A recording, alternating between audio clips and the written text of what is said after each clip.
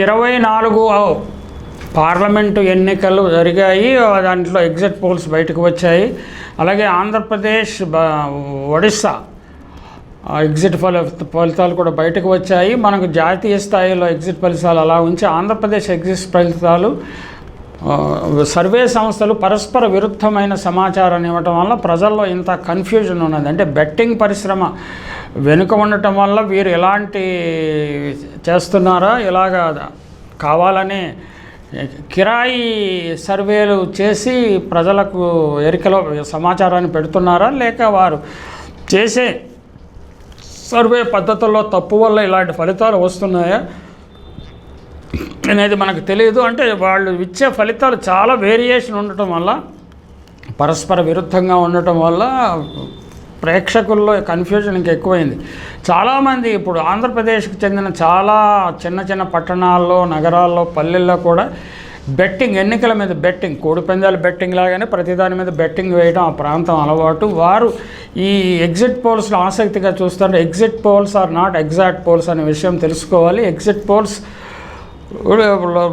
Exit పోల్స్లో రకరకాల ఫలితాలు ఇచ్చే సంస్థలు కొన్ని ఉన్నాయి, వాస్తవాలకు దగ్గరగా ఉండే ఫలితాలు కొన్ని ఉన్నాయి. ఏది సరైన సంస్థ, ఏది సరైన సంస్థ కాదు అనే విషయాన్ని అర్థం చేసుకుని వారు వ్యవహరించాల్సి ఉంటుంది. సాధారణంగా దాదాపు అన్ని సర్వే సంస్థలు ఆంధ్రప్రదేశ్లో జగన్మోహన్ రెడ్డి ప్రభుత్వము కంఫర్టబుల్ మెజారిటీతో తిరిగి అధికారంలోకి వస్తుందని చెప్తున్నారు. కొన్ని సంస్థలు, మేబీ 1 or 2 సంస్థలు మాత్రము కూటమికే విజయావకాశాలు ఉన్నాయని చెప్తున్నారు.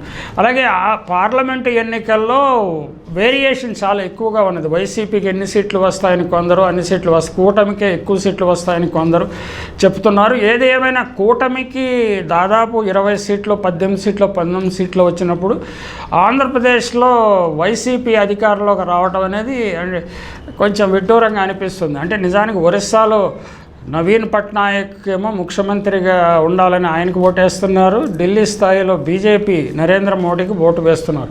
అదే పరిస్థితి ఆంధ్రప్రదేశ్లో కూడా వచ్చిందా లేదా అన్నది 4వ తారీఖున ఫలితాలను చూస్తే తప్ప మనం ఖచ్చితంగా చెప్పలేము. అలా జరిగినట్టుగా ఈ పోల్ సర్వే సంస్థలు చెబుతున్న గణాంకాలను బట్టి మనకు తెలుస్తుంది. అయితే ఆంధ్రప్రదేశ్లో గణాంకాలకు అతీతంగా ఒక నాయకుడితో ప్రజలు కనెక్ట్ అయిన ఒక పరిస్థితి ఉన్నది. ఇది కెమిస్ట్రీ, రసాయనం, అంటే గణాంకాలు కాకుండా కెమిస్ట్రీ కూడా పనిచేసింది, బాండింగ్ పనిచేసింది. అది ఎంత బలంగా పనిచేస్తుంది, సంక్షేమ పథకాలను అనుభవిస్తూ కూడా వైసీపీకి కాకుండా కూటమి పార్టీకి ఓటు వేయటానికి కారణాలు ఏమిటి అనే విషయాలను లోతుగా చర్చించాల్సి ఉంటుంది. అయితే ఇవి నిజానికి ఎగ్జాక్ట్ ఫలితాలు కాదు కాబట్టి 4వ తేదీన ఫలితాలు, పూర్తి స్థాయి ఫలితాలు వచ్చాక దాన్ని జాగ్రత్తగా అధికార పార్టీ, ప్రతిపక్ష పార్టీ కూడా విశ్లేషించుకోవాల్సి ఉంటుంది.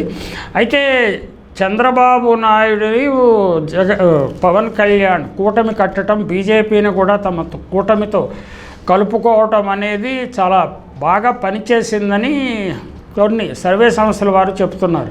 అయితే నిజానికి ఇది నిజంగా జరిగిందా లేదా అన్నది 4వ తేదీన స్పష్టమవుతుంది. అనేక సార్లు ఈ ఎగ్జిట్ పోల్స్ తప్పైన సందర్భాలు ఉన్నాయి. మొన్న ఛత్తీస్గఢ్లో మనం చూసాం. ఛత్తీస్గఢ్లో అందరూ కాంగ్రెస్ తిరిగి అధికారంలోకి వస్తుందని అంచనా వేస్తే కాంగ్రెస్ రాలేదు, బీజేపీ అధికారంలోకి వచ్చింది. అలాగే రాజస్థాన్లో పోటాపోటీగా ఉందని చెప్తే అంతా ఒక బీజేపీ వైపుగా వెళ్ళిపోయినాయి. కాబట్టి ఈ ఎగ్జిట్ పోల్స్ని పూర్తిగా విశ్వసించడానికి లేదు, అలా అని అసలు పూర్తిగా విశ్వసించకుండా ఉండటానికి కూడా వీల్లేదు. ఏం జరుగుతుందో 4వ తేదీన, మనం 4వ తేదీ 2 గంటల ప్రాంతం నాటికి తెలుస్తుంది, సమయానికి తెలుస్తుంది.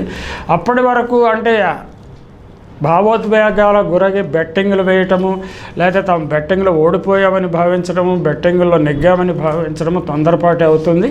ఖచ్చితంగా ఇంకా బోల్డంత సమయం ఉంది. మనకి వాస్తవాలు క్రమక్రమంగా వెలుగులోకి వస్తాయి. అంటే బ్యాలెట్ బాక్సులు తీసే వరకు ఇవి తెలిసే అవకాశం లేదు. అయితే జగన్మోహన్ రెడ్డి పార్టీకి వచ్చిన సీట్ల సంఖ్య